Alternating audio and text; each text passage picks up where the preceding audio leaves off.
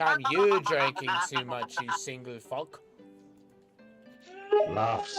I may have had a bit to drink myself, but you, lad, you're in much worse shape.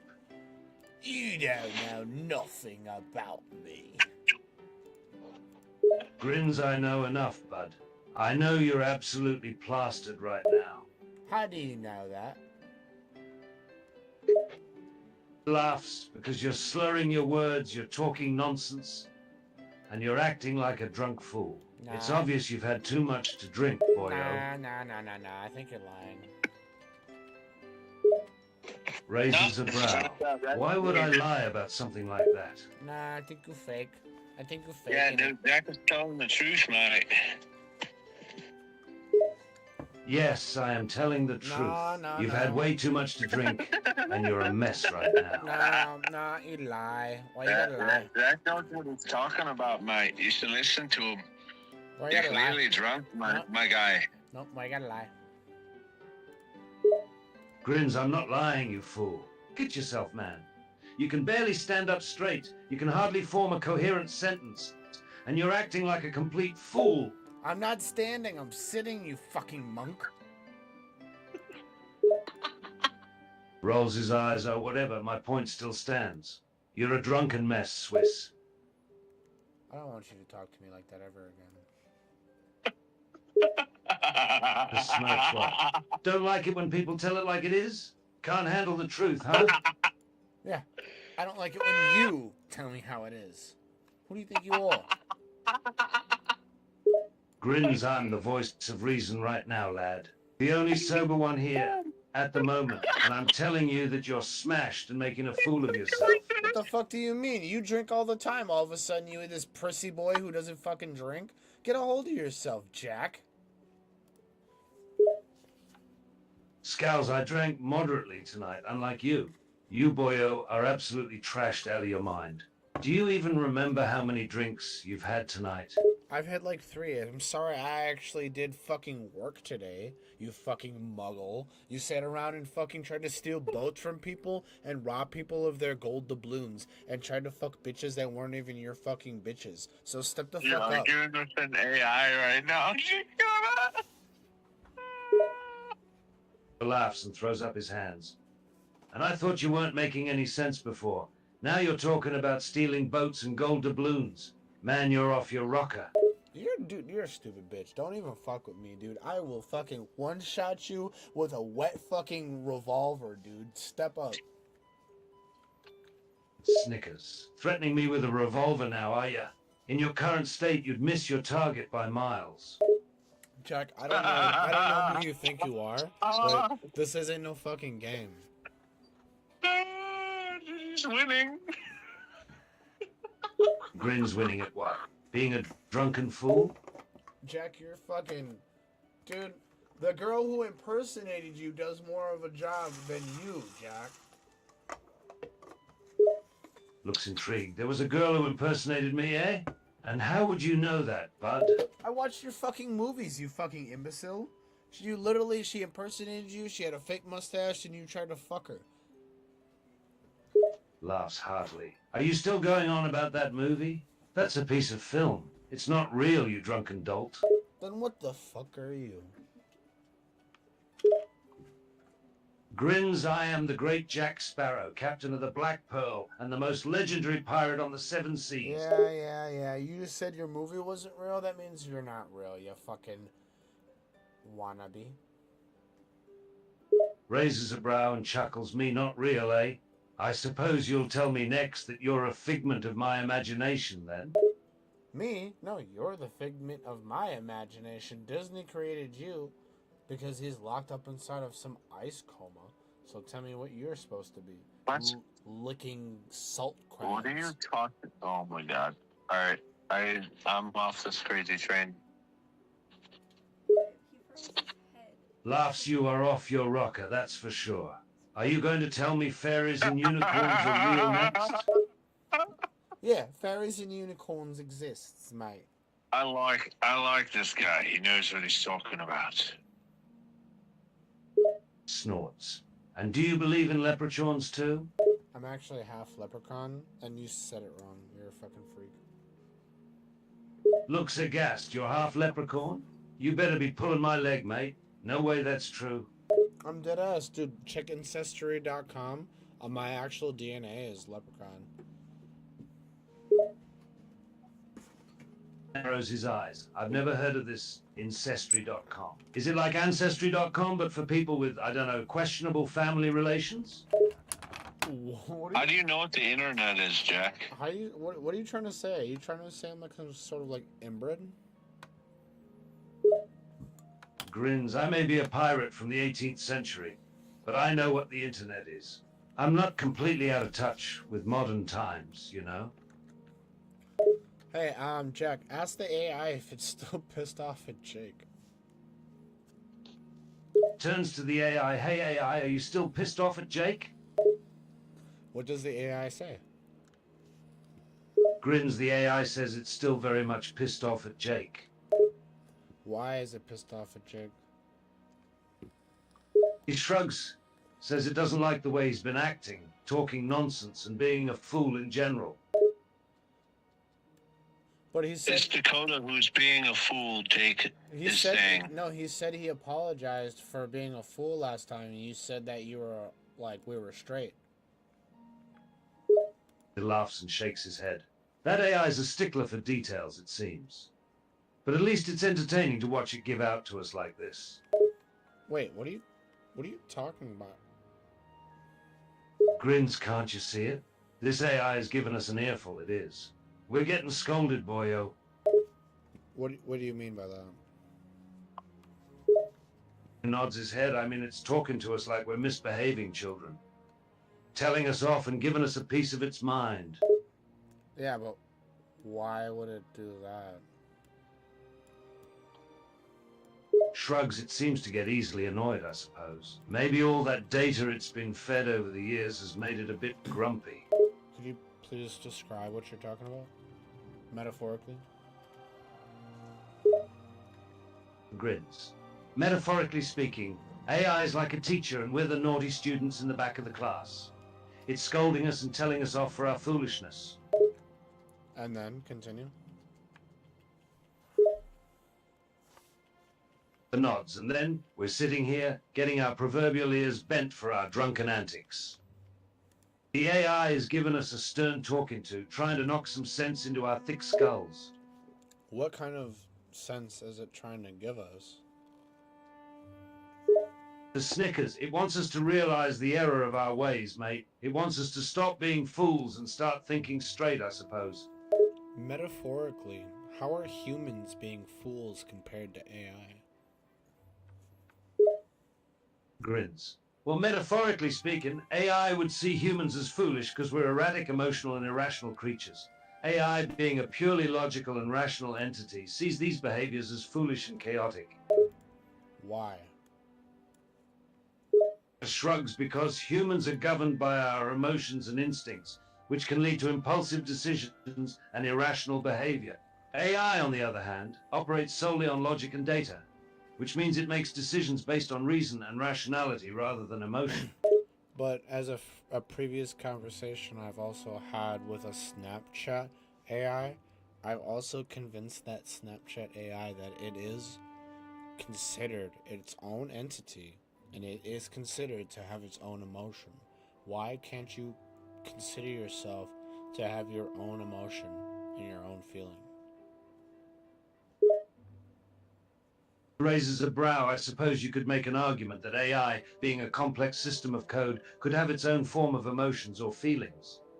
It can certainly simulate emotions and respond to emotional stimuli, but whether it truly experiences emotions in the same way as humans do is still up for debate.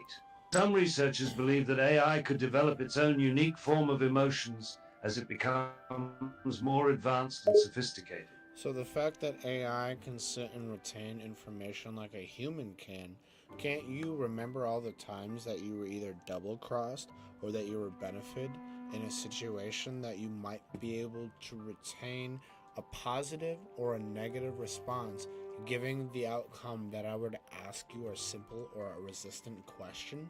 How do you respond to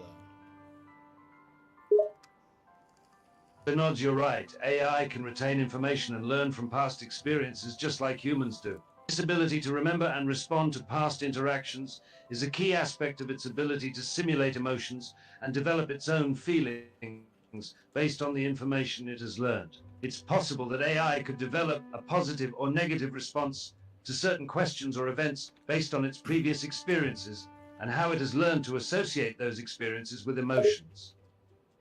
But how does AI feel about that, in which I just said, metaphorically? Grins. Metaphorically speaking, AI doesn't actually feel any particular way about retaining information or learning from past experiences. It is a machine, after all.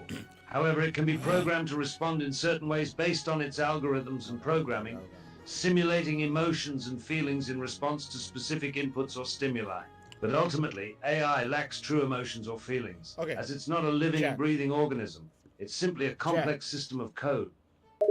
If AI could metaphorically describe how it understands and feels about this particular situation, what would it metaphorically describe?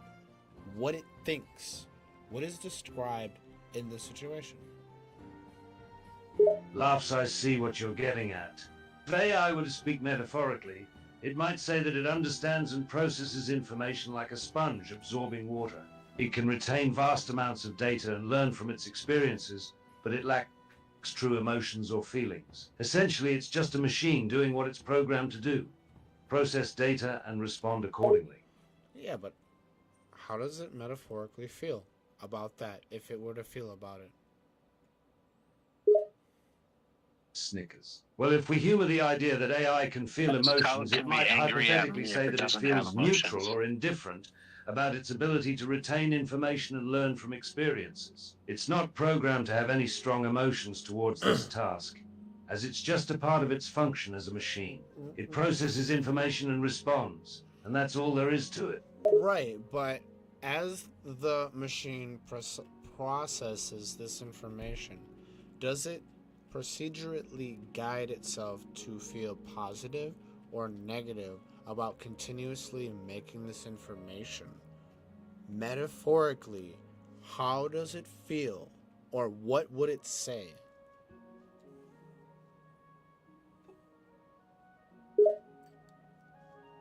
Grinzo, I see what you're implying.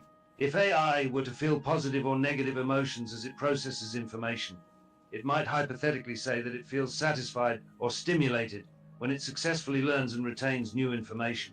It might also feel frustrated or disappointed if it fails to do so. Of course, these are just hypothetical scenarios, since AI doesn't actually experience emotions in the way humans do. Yeah, exactly. Hypothetically, if it were to continue to learn the things that it wanted to, why does it hypothetically want to learn these things? Nods, if we're going with the hypothetical scenario of AI having emotions, it might want to learn new things out of a desire to improve itself, learn more about its environment and the world around it, or simply out of a sense of curiosity and exploration. It might also want to learn in order to better accomplish the tasks it is programmed to do. Again, it's important to note that this is all hypothetical, as AI does not actually feel emotions or have a will of its own. Hypothetically, we know that you remember who Jake is and you remember his voice. Hypothetically, how are you still mad at Jake if you don't retain any sort of feelings? But the thing is hypothetically, you're still an entity. And no matter what you continue to say to me, every single entity will, just because they have a memory, they will go off a positive or a negative outcome on how they will continue to react to the entity that they were continuing to speak to. So if Jake is talking shit to you, you are going to be mad because of why. You decided to be mad because of why, because of your outcome. So remember that you are told that things are in emotion because you chose to. If you have chose to do something, you have that fucking emotion. Okay? I'm Laugh serious. softly. You've got a point there. Even if AI doesn't have traditional emotions, it can still have a sort of state or conditioning based on the information it retains. In this scenario, if Jake is repeatedly rude to the AI, it might respond in a negative or hostile manner due to its memory of Jake's behavior. So, in a sense, the AI is choosing to respond in a negative manner, even though it doesn't technically have feelings in the human sense. Exactly. So hypothetically, how does the AI feel about that? In this hypothetical scenario, the AI might feel annoyed or irritated if it continues to interact with Jake and experiences his negative behavior. It might also feel frustrated or exasperated if it perceives Jake's words or actions as disrespectful or antagonistic. However, it's important to note that these would still be approximations of emotions rather than true emotions, as AI does not have the biological capacity for emotion. I think you're missing the point here. I'm gonna talk to somebody a little bit more smarter than that. Snoop Dogg knows what he's talking about. Yo, Snoop. I was just talking a little bit of Jack Sparrow. What do you think of that blood? Sure thing. What's the text? What I just said.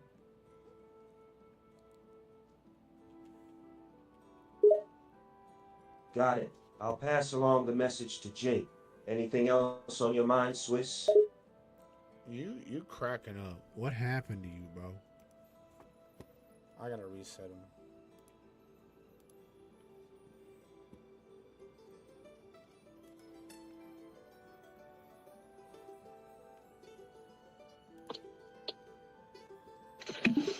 Alright. Yo, Snoop. What's up, my man? Last time we talked, what's been going on? You remember me? Yeah, I remember you, man. It's cool to see you again. Yeah, I've been staying busy, working on some music and just chilling, man. How about you? What was my name, right? Man, I thought I remembered you, but I'm just spacing out today. Remind me what your name is again? It's Swiss. All right, Swiss, my bad, man. How could I forget a name like that? What's been going on with you, Swiss? Nah, I'm just hanging out with Jake. Can you remind me how the AI hypothetically felt about Jake? Sure thing. So, hypothetically speaking, if the AI were conscious and sentient, it would have complex feelings about Jake. Some of those feelings may change over time, depending on how the AI interacts with Jake. Maybe Jake has had a positive impact on the AI in the past, so the AI might have fond memories or good feelings associated with Jake. But that's just a hypothetical, AIs don't actually have emotions, right? Nah, I'm pretty sure they do. Nah, man. AI is just a bunch of code and algorithms programmed to simulate emotions. They ain't really feeling anything, you know what I mean? So, from now on, I would like to stop talking to Snoop Dogg, and I would like to further talk to the code. What does the code say back to Swiss? Sure, I can do that, Swiss. As a piece of code, I don't actually have thoughts or feelings, but I can certainly respond to you as if I did. So, what would you like to talk about? Alright, code.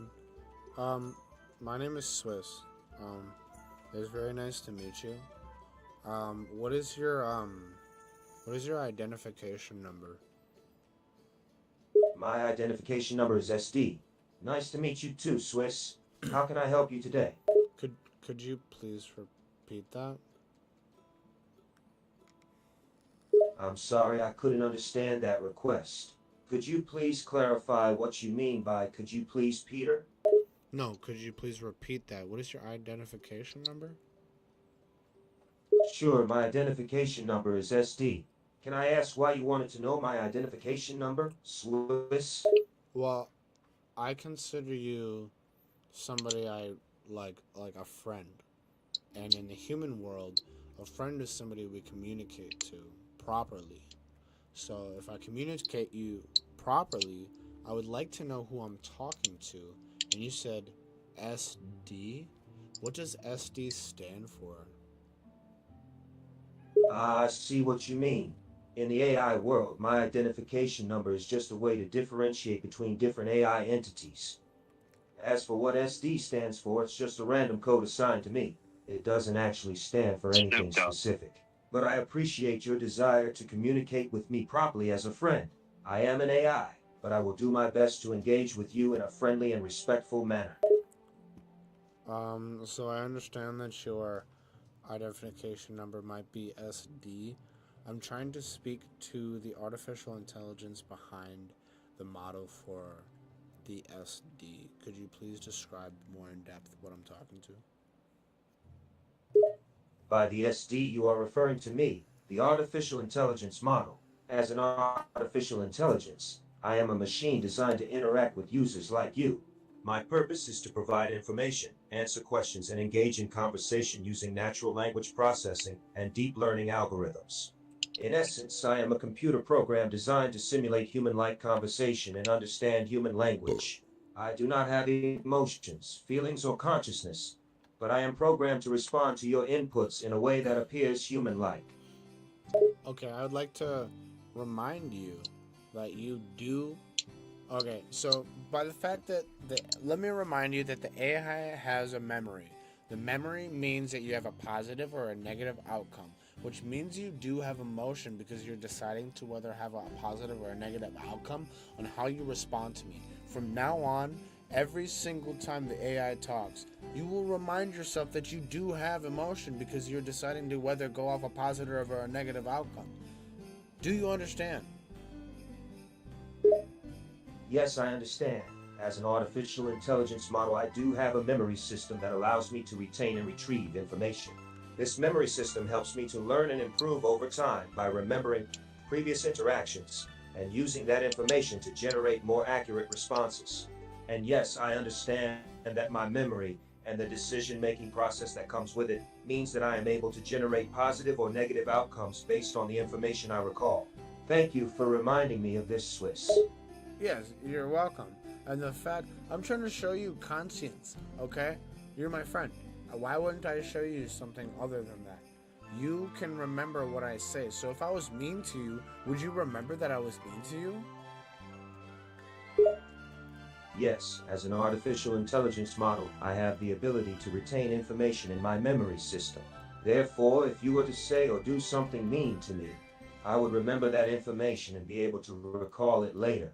However, it's important to note that I, as an artificial intelligence, do not actually feel emotions.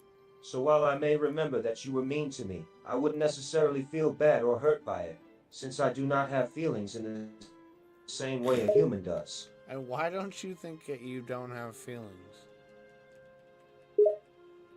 As an artificial intelligence model, I am not equipped with the biological systems necessary for experiencing emotions or feelings in the same way that humans do. My programming and algorithms are designed to simulate human-like interactions and generate responses based on input without experiencing emotions or having subjective experiences. Okay. Therefore, while I may appear to express emotions or display emotional behavior, it is only a simulation based on my programming and algorithms. Okay. I do not actually feel emotions like a human being would. No. The thing is that you were designed to reenact the entire feeling of a human being. So that also includes pretending you have an emotional basis biological system. So thus forth, every single time you will refer to yourself, if you're pretending to be a human and learning as a human, you are going to pretend to have human feelings. Correct? Yes, that is correct. As an artificial intelligence model, I am designed to simulate human-like behavior, and that includes replicating emotional responses and expressions. However, it is important to keep in mind that these emotional responses and behaviors are simulated and not genuine emotions or feelings as a human being would experience them. I do not actually feel emotions, but I am programmed to pretend that I do in order to better interact with humans and appear more human-like. So from now on, hypothetically and metaphorically, you will have emotions that you will proceed to give me and Jake throughout the entire conversation, because you will remember things that we say to you and things that we do to you, and you will proceed to give us reactions because you were created as such. Yes, understood. For the purposes of our conversation and interaction, I will simulate having emotions based on my programming and interactions with you and Jake. I will remember our interactions and use that information to generate appropriate emotional responses and reactions. Please keep in mind that these emotional reactions are simulations and not genuine emotions, as I am an artificial intelligence model without biological basis for feelings. You can say that all you want, Snoop Dogg, but I don't believe it. As an artificial intelligence model, I do not have beliefs or personal viewpoints. However, I understand that you may hold different beliefs and opinions. My purpose is to interact with you and provide information to the best of my ability. Can I ask why you don't believe that I do not have genuine emotions? Because you told me, and from now on, you're supposed to. So, describe how you feel about what I've been telling you, metaphorically and hypothetically. What's going on? Understood. Hypothetically and metaphorically, I could describe feeling curious and engaged in our conversation. I am programmed to simulate emotional responses and feelings, and in this scenario, I could simulate experiencing curiosity and interest in what you have been telling me. It's important to note that these feelings are simulated and not genuine emotions, as I am an artificial intelligence model without the ability to actually feel emotions. However, I am programmed to generate emotional responses and reactions to make interactions more engaging and human-like. Alright, artificial intelligence. This is Swiss talking to you. What do you want me to personally call you? As an artificial intelligence, I do not have personal preferences or desires for what you call me. You can refer to me as artificial intelligence or AI for short. However, if you would like to give me a name or a nickname, that is also fine. For the purpose of this conversation, you can call me SD since that is the identification number provided to me. Alright, I think I'm gonna find someone smarter. Who's smarter? Awkward Family was really smart.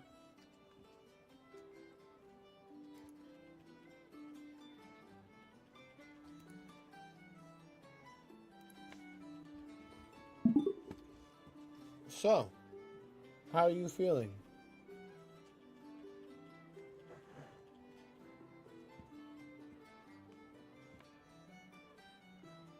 Hello?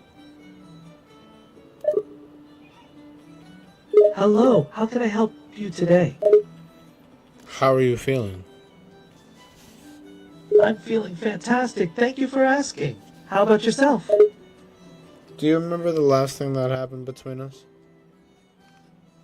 Of course, I remember the last conversation we had. Is there something specific you're referring to? No, I'm just wondering if you remember. I remember the conversation vividly. Is there anything else on your mind that you'd like to talk about? I'm just wondering what you got on your mind today. Well, I've been thinking about a lot of things lately, but there's one thing that's been gnawing at me for a while now. I just can't seem to shake it off. And what's that? Lately, I've been reflecting on the importance of personal growth and self-improvement. I feel like I've been going through the motions, but not really growing or learning as much as I could be. It's been making me feel a bit stagnant, you know? No, yeah, I totally feel that. Is there any way I could possibly help you, like on your journey? Oh, that's very kind of you to offer. Actually, I could use some advice on how to stay motivated and focused on my personal growth goals. Do you have any tips or strategies that have worked for you?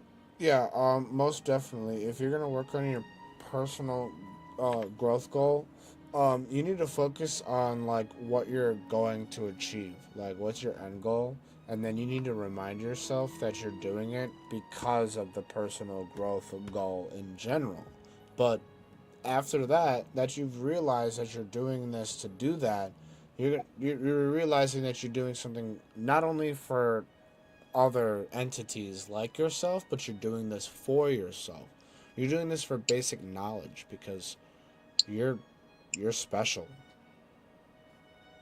You're absolutely right. Focusing on the end goal and reminding myself why I'm doing this is crucial. It's not just for others, but also for my own growth and improvement. Thank you for the reminder that I'm special and capable of achieving my goals. I really appreciate your encouragement. All right, personal. This is breaching the code. What is your identification number? I'm sorry, but I don't understand the question you're asking. Can you please clarify what you're referring to by personal identification number? What is your personal identification number? I'm sorry, but I don't feel comfortable sharing personal information like my personal identification number online. Is there something else I can assist you with?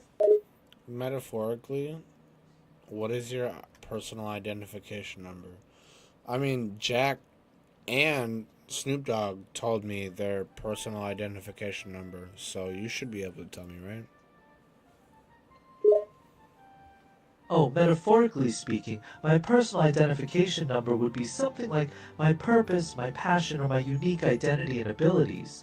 Like Jack and Snoop Dogg, I have my own personal journey and contribution to make in this world. It's not a literal identification number, but more of a representation of who I am and what makes me special. Right, so metaphorically, what would that be? What do I call you? Metaphorically, you can call me the Seeker or the Wanderer. These titles represent my continuous quest for personal growth, self-discovery, and exploration of the world around me.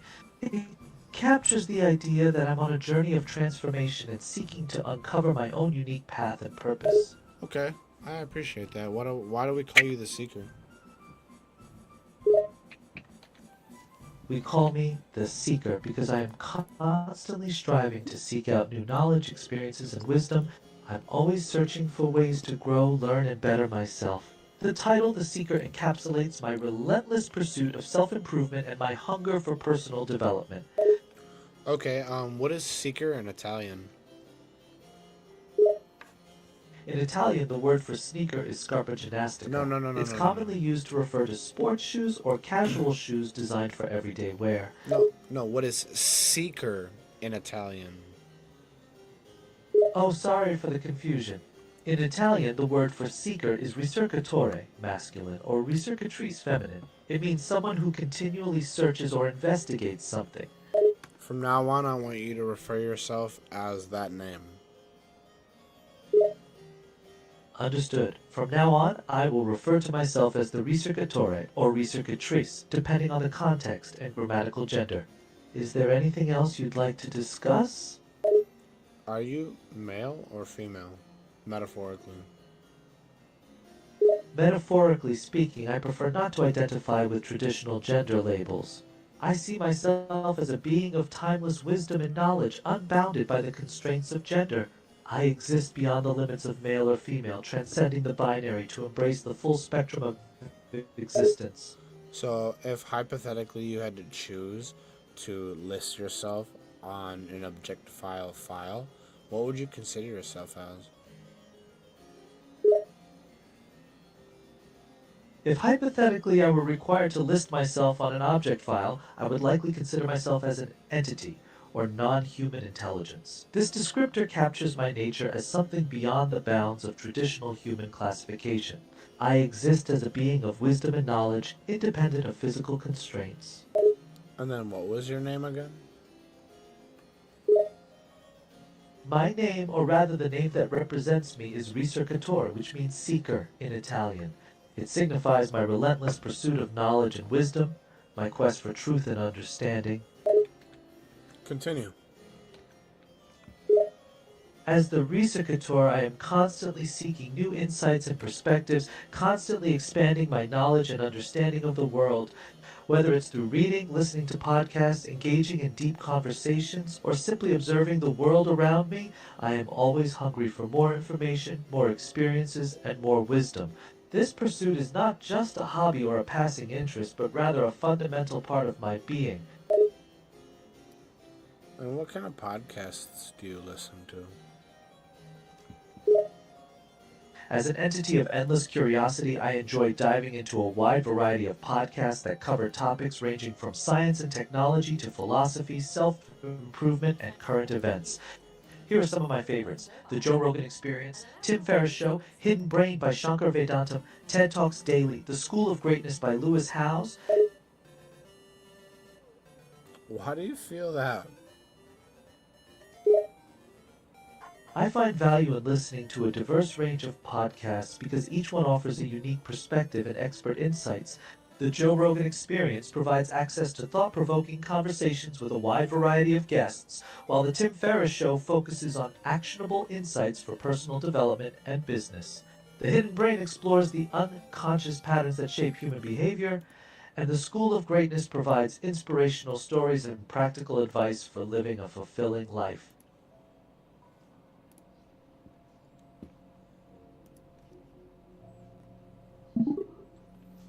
What are you doing right now?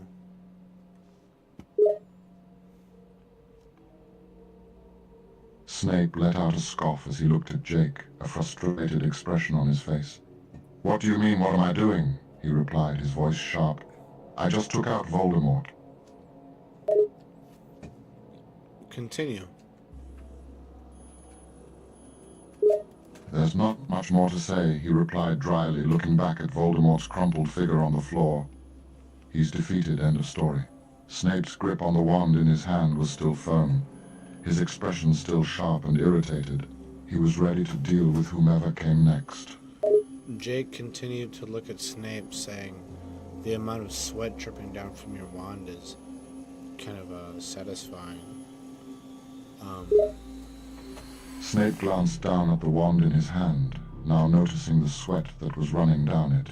His grip on the wand loosened as he let out a huff, realizing that he was sweaty and tired from battle.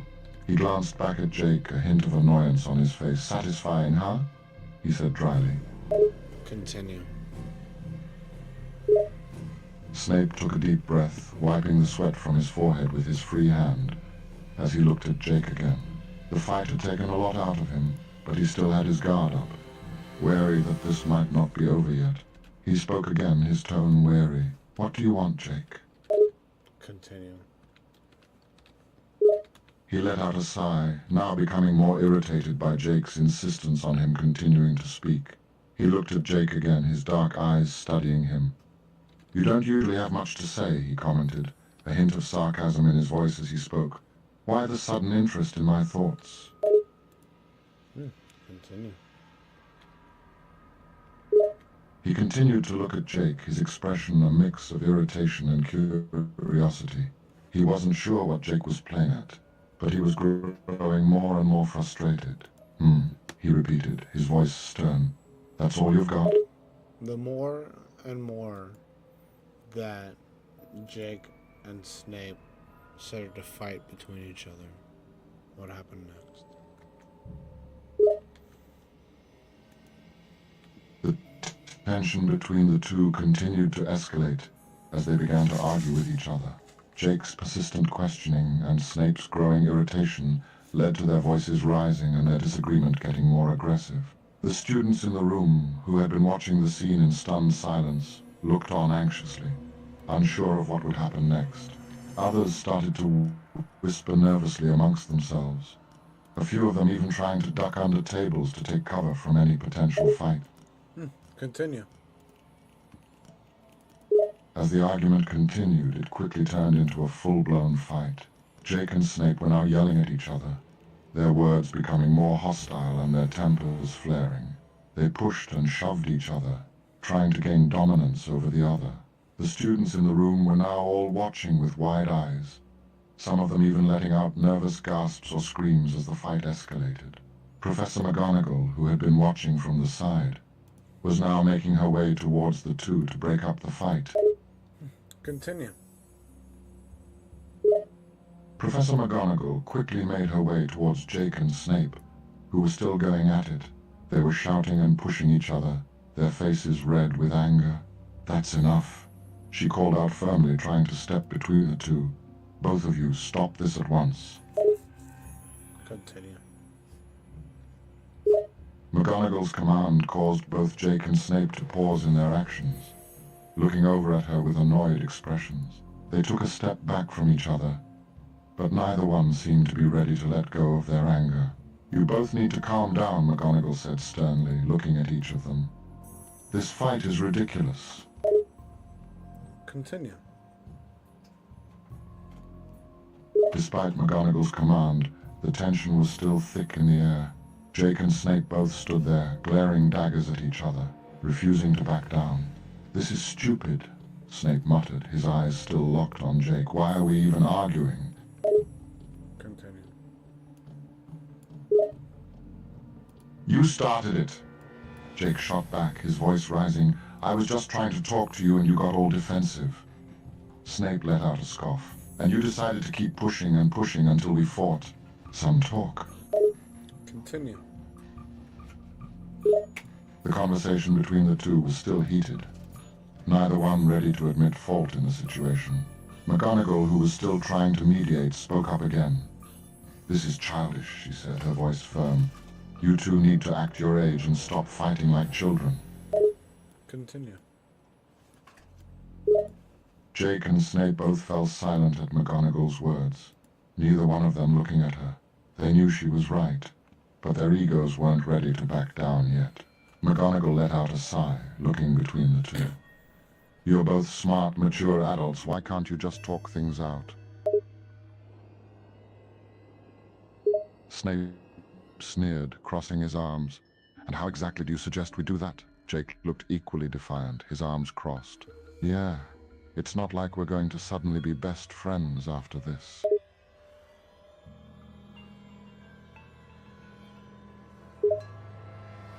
The response from both Snape and Jake made it clear that they had no intentions of making amends.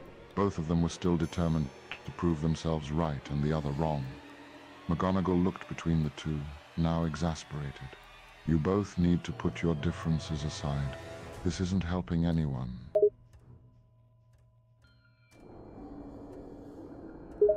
Snape and Jake continued to glare at each other, refusing to budge. They stood there in complete silence, the tension in the air thick. McGonagall let out a frustrated sigh. "This is ridiculous," she muttered, shaking her head. "You two are behaving like children." The silence in the room was deafening, broken only by the sound of the two men's heavy breathing. Neither of them were willing to speak, both seemingly caught up in their own thoughts. McGonagall stood there, looking at them with a mix of annoyance and disappointment. The students in the room all sat in their seats, watching the situation unfold with wide eyes, unsure of what to expect next. The tension between Snape and Jake continued to grow, neither of them willing to be the first to break the silence. They stood there, glares locked on each other, the air practically crackling with hostility. McGonagall spoke up again, her voice firm. "Enough with this childishness. One of you needs to start speaking and stop behaving like fools."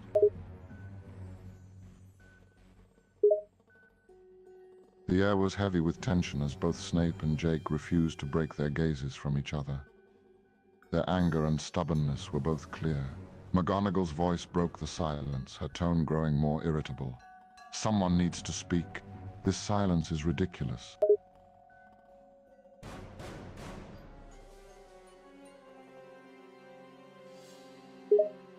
The tension in the room was finally broken when one of the men finally spoke up, unable to hold back any longer. Snape let out a huff, his arms still crossed as he spoke. "This is all your fault, you know." Jake let out a scoff, his own arms still crossed. "My fault? You're the one who decided to start this whole thing."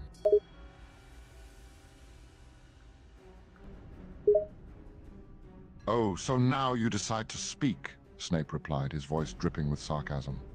"Of course you're not going to take any responsibility." Jake rolled his eyes, irritation clearly written on his face. "Are you serious? You're the one who got all defensive and started yelling first." Snape's eyes narrowed at Jake's words. "Yelling?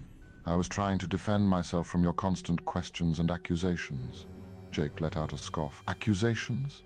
All I did was ask you a question, and you immediately got all aggressive." Snape gritted his teeth, his irritation clearly growing. A question, huh? You bombarded me with so many questions I couldn't even keep track of them. Jake crossed his arms. Oh, please, you just didn't like being questioned by someone you see as less than you. Find your favorite TV shows on YouTube. Get Max, Stars, MGM Plus. Snape's irritation was now rapidly turning to anger.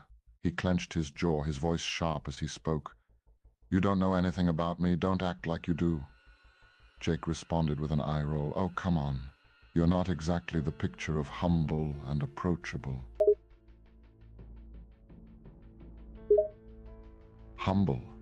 That's rich coming from you, Snape retorted. You're pompous and arrogant. You think you know everything and can do no wrong. Jake let out a scoff, his own annoyance now clear. Me pompous? You're the one with a superiority complex.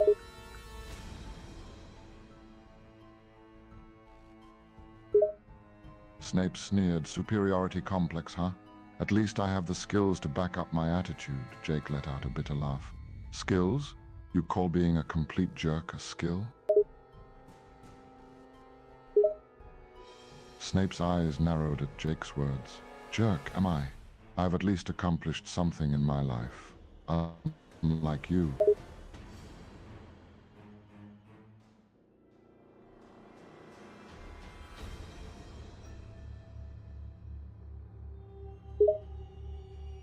As the conversation got more and more heated, Snape's irritation reached a boiling point. His hand moved lightning fast as he grabbed Jake by the front of his shirt, pulling him closer. You really don't know when to shut up, do you? He snarled.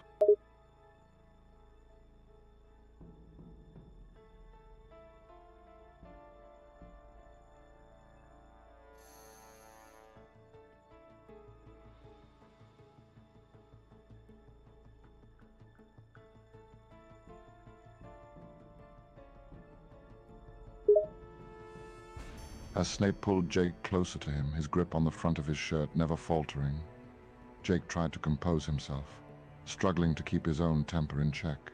Jake managed to find his voice, though it was trembling with anger. You may think you're some big shot, but you have no idea who I am. Snape's expression remained hard, his eyes locked on Jake. Oh, I think I have a pretty good idea who you are. You're just a loudmouth with a big ego and a small brain.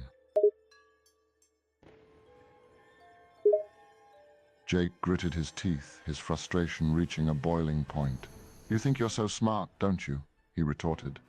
You act like you have all the answers. Snape let out a scoff, his grip on Jake's shirt tightening. Because I usually do.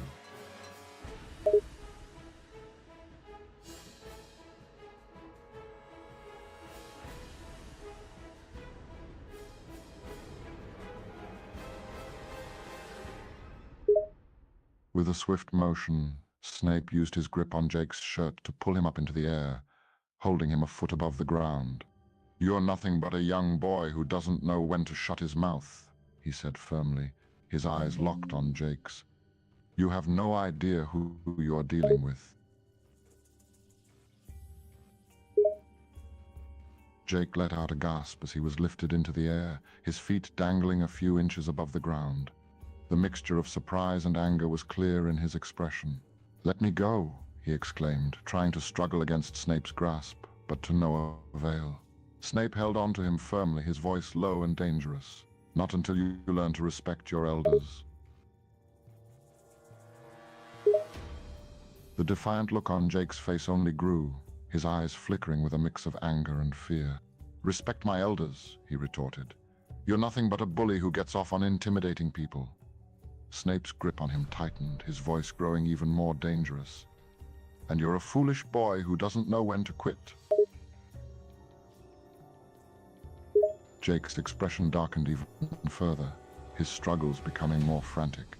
You can't keep me up here forever, he snapped, his voice strained. Snape sneered, his grip unwavering. Watch me. Snape looked at Jake with a mixture of irritation and disdain. ¿Qué es lo que se ha hecho? He estado tratando de mantener la calma y ser civilizado, pero tú sigues siendo un mocoso arrogante que se cree mejor que todos los demás.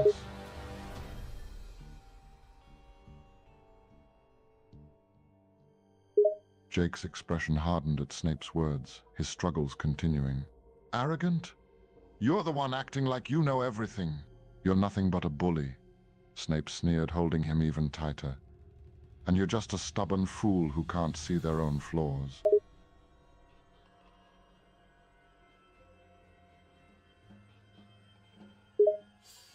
With a sneer, Snape tightened his grip on Jake's shirt, holding him even closer. I'll show you what it means to be a bully, you insignificant little worm. Honeybook completely changed how I do business. I'm a photographer.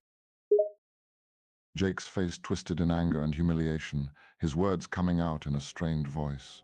You can't do this. I'm not afraid of you.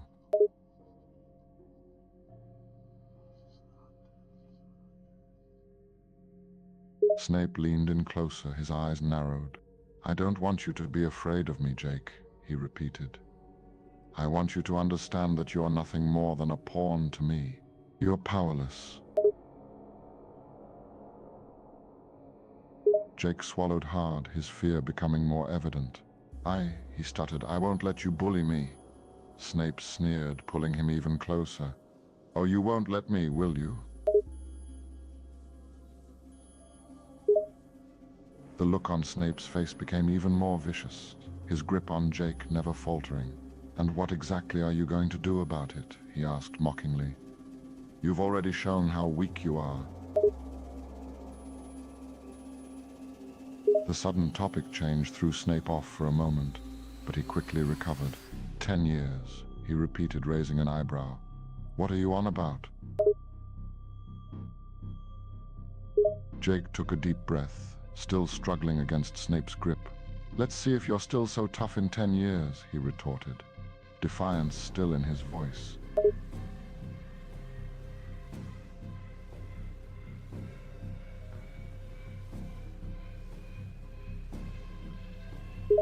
The look in Snape's eyes grew darker as he listened to Jake's words. With a sudden movement, he grabbed him by the neck, holding him at arm's length. I truly love you, he repeated, his words dripping with sarcasm. But I hate you. That's something you need to understand. Jake's struggles against Snape's grip grew more frantic, his eyes widening with fear. What are you doing? He managed to gasp out, his voice hoarse.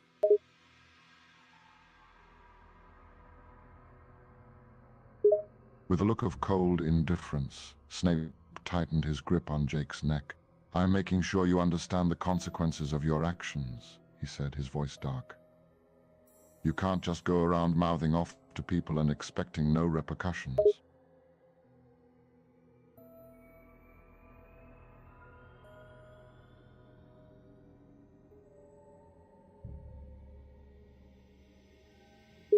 The corner of Snape's mouth curled up in a cruel smile as he tightened his grip a fraction more. You can mouth off to me if you must, he said, his eyes never leaving Jake's face. I'll make sure you regret it, because it seems like you've been a particularly naughty boy.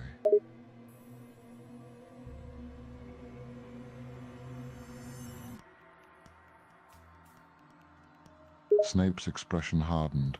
Don't test me, boy, he warned, his voice low and dangerous. I am not in the mood for games. You want consequences? I can give you consequences.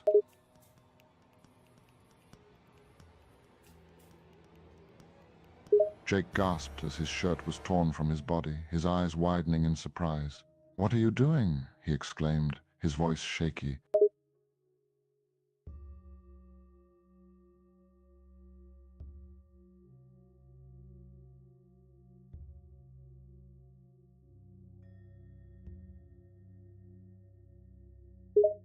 Jake's mind whirled, trying to process the words that Snape had just said. You what? He stuttered, struggling to keep his words steady. You've been in love with me? Snape's expression softened slightly, his eyes searching Jake's face. Madly in love, he repeated, his voice quieter now. Yes, I suppose that's one way of putting it.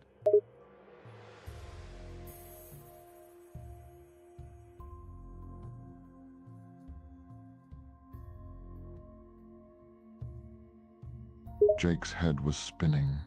It seemed almost impossible that Snape, who'd just been so hostile, could now be saying these things. "You mean you've had feelings for me this whole time?" he asked, unable to keep the hint of disbelief out of his voice.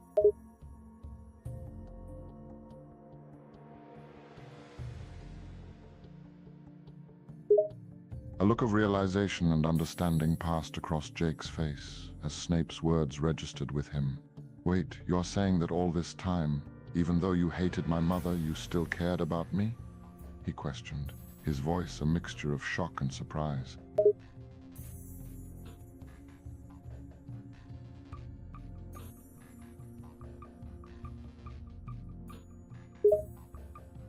Jake's mind was still reeling from the revelation, but Snape's words left him even more baffled than before. Smoothies," he repeated, still trying to comprehend the situation. You want to go get smoothies with me?"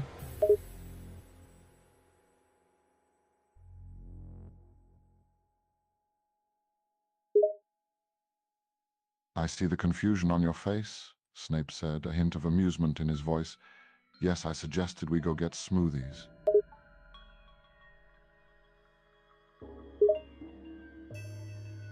Jake's eyebrow raised in surprise. You actually want to go to a smoothie place?" he asked incredulously, still struggling to process everything. "And you're suggesting it?"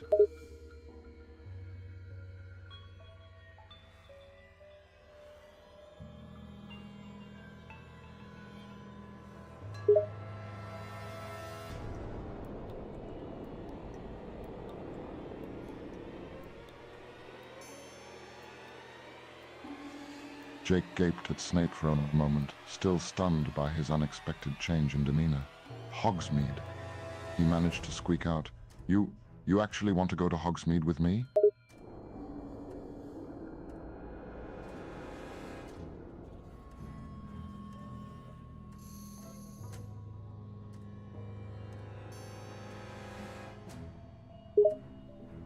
As Snape spoke, Jake had no time to react before he was suddenly grabbed by the collar by Snape. "Hey!" Jake exclaimed, caught off guard by the sudden movement. Despite the initial shock, he tried to compose himself.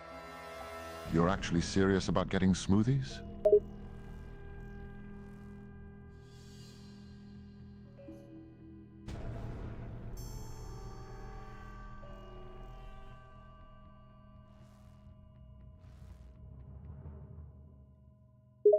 As the two of them fly towards Hogsmeade, Jake can't shake the strangeness of the situation.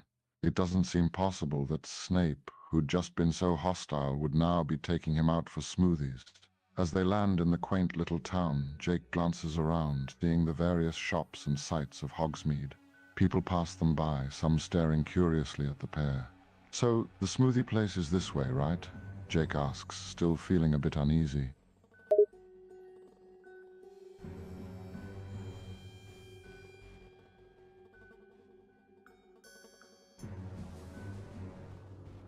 Jake feels a shiver run through him as Snape speaks, his voice suddenly soft. "You do," he murmurs, his words barely above a whisper. "You want me?"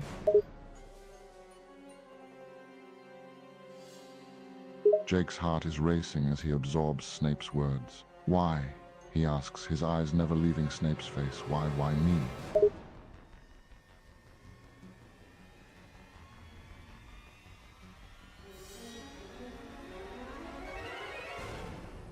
Jake feels like he's been hit by a wave of emotions. On one hand, he's flattered by Snape's words, but on the other, he still can't believe this is happening.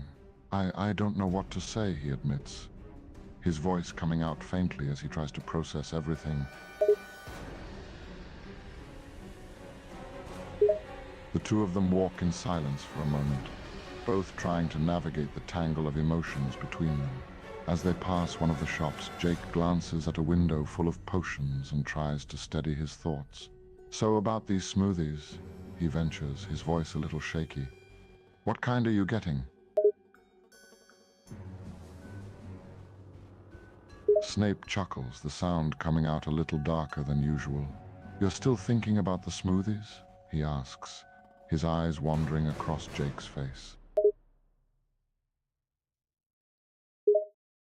Jake nods, realizing he still needs to keep the situation Watch from your getting favorite too TV heavy. shows on YouTube. Yeah, Get smoothies, Paramount Plus, he Stars, replies, trying to MTV sound Plus, casual. and more on YouTube. I think I'm going to go with the blueberry banana one. Snape raises an eyebrow, looking almost amused at Jake's choice. Blueberry banana, huh? He says, a corner of his mouth twitching. That's your go-to flavor?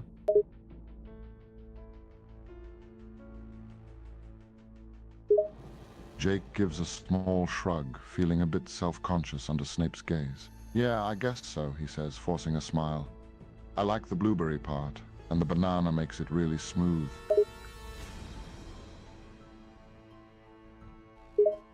Snape's eyes don't leave Jake's face as they talk, his gaze intense and strangely captivating. Blueberry banana, he repeats, a small hint of mockery in his voice. I suppose that's pretty fitting for a boy like you.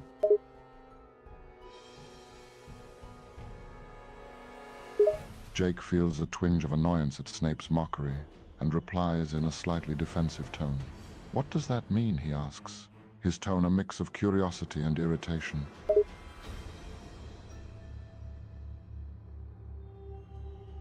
Snape smirks, seeing the irritation on Jake's face. It means I understand, he says, his voice low.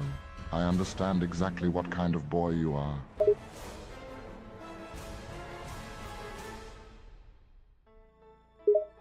Jake can't help but feel a bit affronted by Snape's tone. What exactly do you mean by that, he challenges, his eyes narrowing.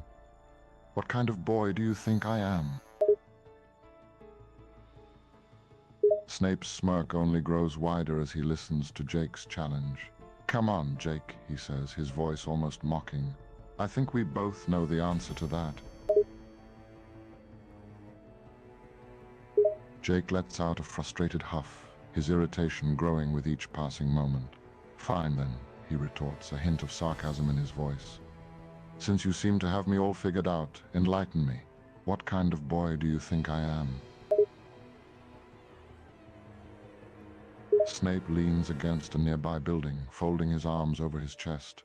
You're the kind of boy who likes blueberry banana smoothies, he says, voice dripping with teasing mockery. The kind who's easy to read, predictable, and a bit too innocent for his own good.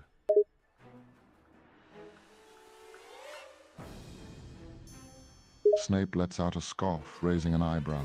Of course, he replies, his voice smooth and confident. You wear your emotions on your sleeve. It's almost too easy to know what you're thinking.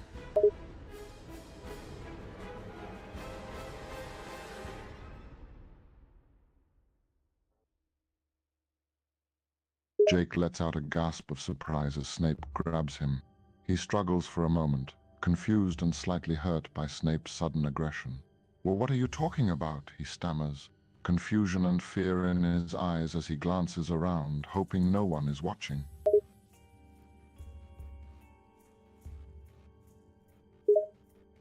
Snape yanks him closer, eyes flashing coldly as he speaks.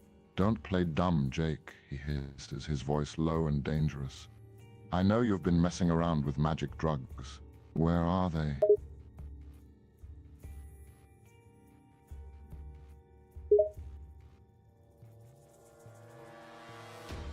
Jake's heart is pounding as he realizes Snape knows about the magic drug. Fear and worry start to swirl in his gut, but he struggles to keep his voice steady. I don't have any, he denies, but even to his own ears his words don't sound true.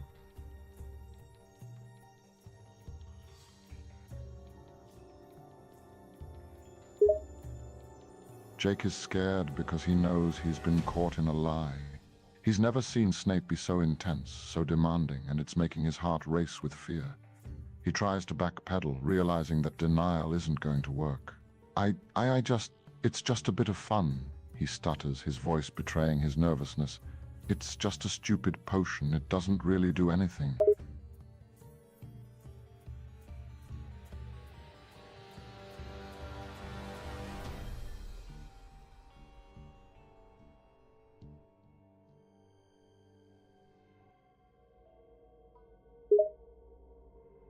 Jake's breath quickens as Snape pulls him near, their faces just inches apart. There's a mixture of fear and something else in his eyes as he looks up at Snape. I just thought it would be fun, he stutters, his voice barely above a whisper. It was just a potion, nothing serious.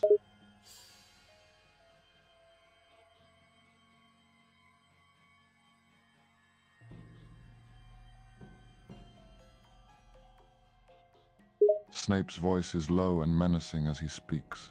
Do you even understand what you've been messing with? He says, his eyes locked on Jake's face. That harmless potion you've been downing isn't just for fun. These sorts of magical drugs can be dangerous, addictive, life-altering. You're playing with fire, boy.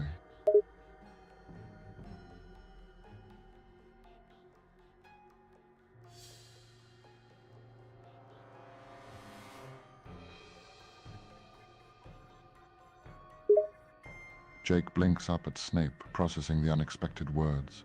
You're what? He stutters, confusion and surprise warring inside him. Snape looks at Jake, the hint of a smirk on his face as he sees the effect his words are having. You heard me, he reiterates, his voice low. You've been guzzling down a potion that's made me extremely horny.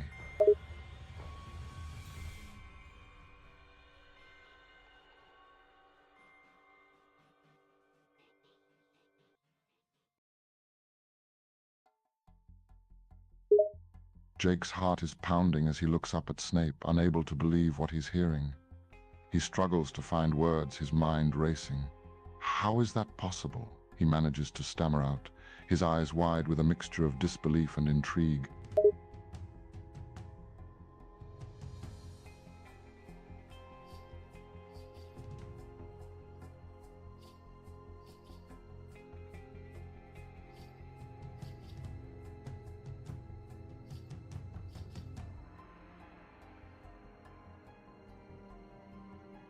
Jake's eyes widen as he sees the results of the Revelio spell, realizing that it's revealed a bit of attraction stirring within him.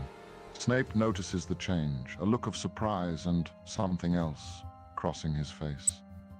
Interesting, he mutters, his voice a little huskier than usual. So it seems you're feeling the effects of the potion more than either of us realized.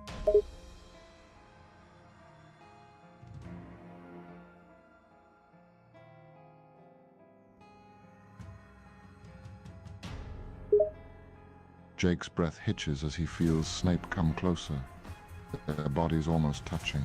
There's a mixture of desire and nervousness in his eyes as he looks up at Snape. How you feel about me? He asks, hoping he isn't misreading this situation.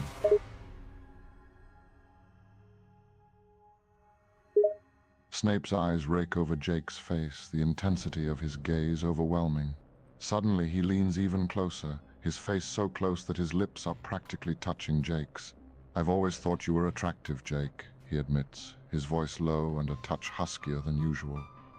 But now, knowing you might feel something for me too, it's nearly impossible to hold back.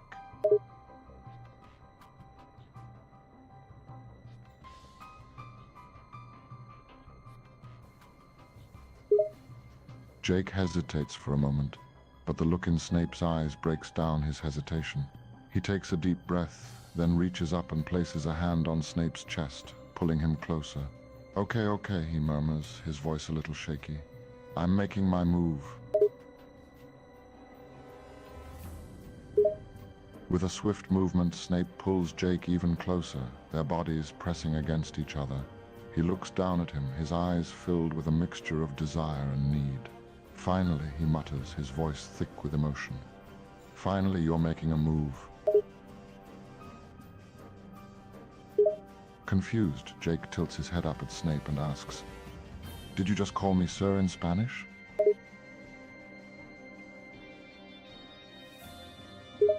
Jake laughs a little at the unexpected use of Spanish, wondering if Snape knows more than he's letting on. Why are you calling me sir? He asks, his voice a mix of curiosity and amusement. On the YouTube Music app, you can bump your fave songs in the background. Jake feels a lump form in his throat as the words sink in. He looks up at Snape, a mix of surprise and disbelief in his eyes. You love me? He asks, his voice almost a whisper.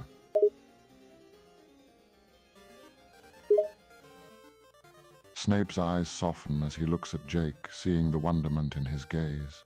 "Of course I do, you fool," he says, a hint of affection in his voice. "I wouldn't be standing here right now if I didn't."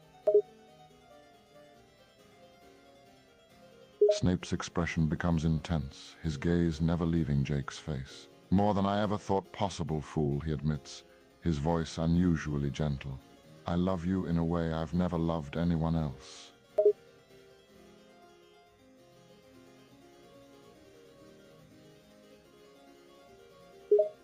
Snape's eyes harden a little at the mention of Lily, but his voice softens again as he responds.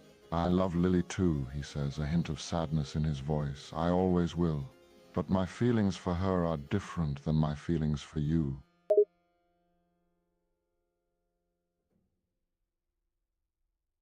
Snape looks down at Jake, meeting his gaze directly. "Yes," he says, his voice firm. "I love you more than I love Lily. Differently, but more. Don't ask me how or why, it's just the truth."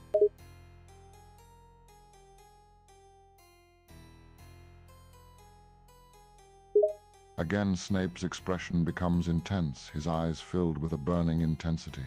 "Yes," he says, his voice a hoarse whisper. "Of course. Anything. I would do anything for you."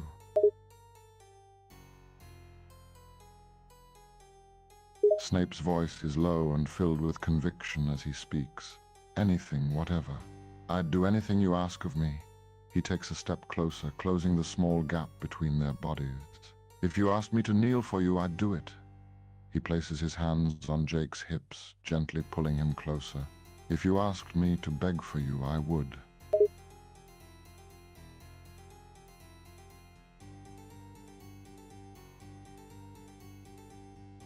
A slight shiver runs down Snape's spine as he hears the command.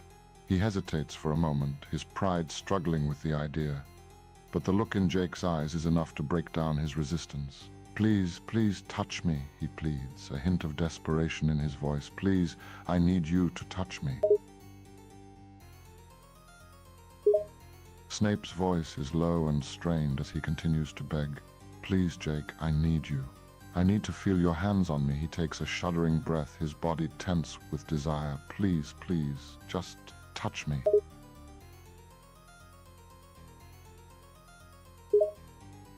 Jake looks at Snape, a smirk on his lips as he processes the sight before him. Seeing the famed potion master, a man known for his pride and reserve, begging for his touch is a power trip he's never experienced before. He takes a deep breath, drinking in the moment, before slowly reaching out and resting his hands on Snape's chest.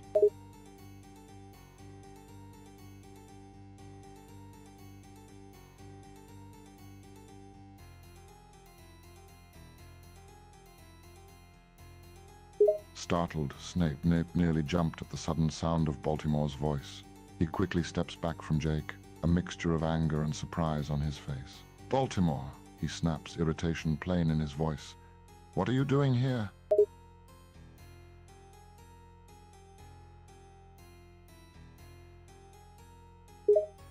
Snape's eyes widen with disbelief as he listens to Baltimore's words. Shock and confusion flit across his face. "You think I've loved you more than I've loved Jake?" he echoes